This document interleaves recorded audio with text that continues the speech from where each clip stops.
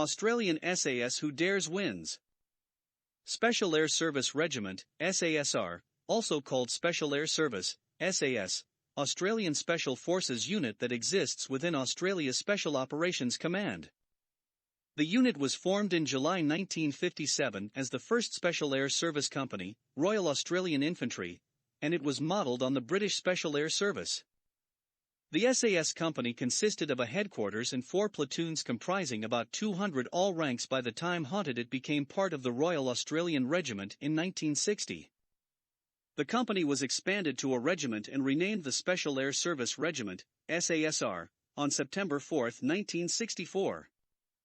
This date was significant as it marked the 21st anniversary of the Lan Adzab operation in New Guinea during World War II, the first Australian combined land, sea and airborne operation.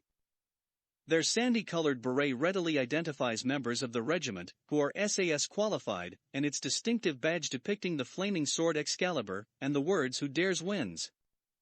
The existence of SASR Squadron 4, raised in 2005 to serve as a full-time clandestine military intelligence force, is not publicly acknowledged by the Australian government. The strength of the SASR is over 700 personnel. Each squadron is approximately 90 strong, and is divided into 3 troops: water troop, freefall troop, and vehicle-mounted troop. Training. The SASR has high personnel standards, and selection into the regiment is considered the most demanding of any entry test in the Australian Army. Successful candidates then continue on to the 21-day SAS selection course, which assesses both the individual's strength and endurance, mental and physical, as well as overall fitness, ability to remain calm in combat, and to work effectively in small teams. All members of the SASR are parachute qualified, and each member of a patrol has at least one specialization, including medic, signaller, explosive expert, or linguist. The SASR maintains close links with special forces from the United States, United Kingdom, Germany, New Zealand and Canada, regularly participating in joint exercises and individual personnel exchange programs with the British SAS and SBS, as well as the New Zealand SAS, U.S. Navy SEALs, Germany's GSG-9, and the United States Special Forces.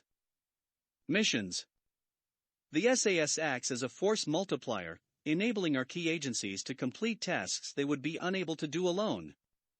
With state-of-the-art facilities opened at Swanbourne, Western Australia, in 2018, the most robust recruitment and training regime in the Australian Defence Force, and a location on the Indian Ocean adjacent to and in similar time zones as key regional players, the regiment is well placed to expand this role in the future. Special operations warfare is unconventional military actions against enemy vulnerabilities undertaken by specially designated, selected, trained, equipped, and supported units known as Special Forces or Special Operations Forces, SOF. Special operations are often conducted in conjunction with conventional military operations as part of a sustained politico-military campaign. Some special operations are spectacular direct raids that capture wide publicity, but others are long-term indirect efforts that are never made known. No matter what form it takes, each special operation is an effort to resolve, as economically as possible, specific problems at the operational or strategic level that are difficult or impossible to address with conventional forces alone. Operations. SASR units often cross-train with other elite counter-terrorism forces, including the British SAS, U.S. Navy SEAL, and Germany's GSG-9. They worked alongside U.S. forces in Somalia in the 1990s, as well as during the Persian Gulf War, 1990-91, and the Afghanistan War 2001-2021. The SASR was one of the first Allied forces to have soldiers in Afghanistan, fielding up to 1,100 personnel in the first 6 months of Operation Enduring Freedom. Since its inception, the SASR has maintained a close relationship with the British SAS, and the two forces have engaged in various joint operations, including in Northern Ireland and Bosnia. Its first mission in February 1965 was to quell insurgencies on Borneo. The SASR fought in the Vietnam War, 1954-75, where its members earned the nickname Marong, Phantoms of the Jungle, for their stealthy maneuvers.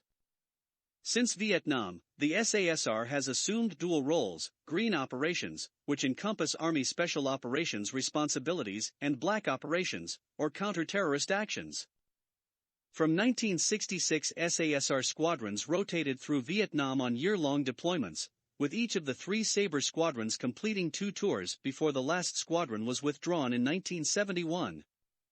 Missions included medium-range reconnaissance patrols, observation of enemy troop movements, and long-range offensive operations and ambushing in the enemy-dominated territory. In July 1997, an 8-man SASR team deployed at short notice to Butterworth in Malaysia to provide close protection and communications to the Australian ambassador and embassy staff in Cambodia, if required, in preparation for the evacuation of Australian nationals in the wake of civil unrest which occurred following a coup in that country. In 1998, the SASR made its first squadron strength deployment since Vietnam when one squadron, with an attached New Zealand SAS troop, was deployed to Kuwait in February as part of the American-led Operation Desert Thunder. The force, known as ANZAC Special Operations Force, ANZAC SOF, was fully integrated, with the New Zealanders providing the squadron's 3rd troop. The SASR played a key role in the Australian-led International Peacekeeping Force, Interfet, in East Timor between September 1999 and February 2000.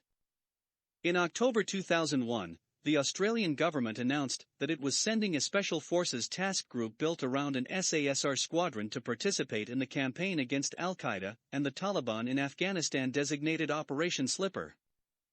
After arriving at FOB Rhino, the SASR initially operated in southern Afghanistan with U.S. Marines from Task Force 58, conducting long-range vehicle-mounted patrols over several hundred kilometers around Kandahar and into the Helmand Valley near the Iranian border. Thanks for watching. Please subscribe to support us.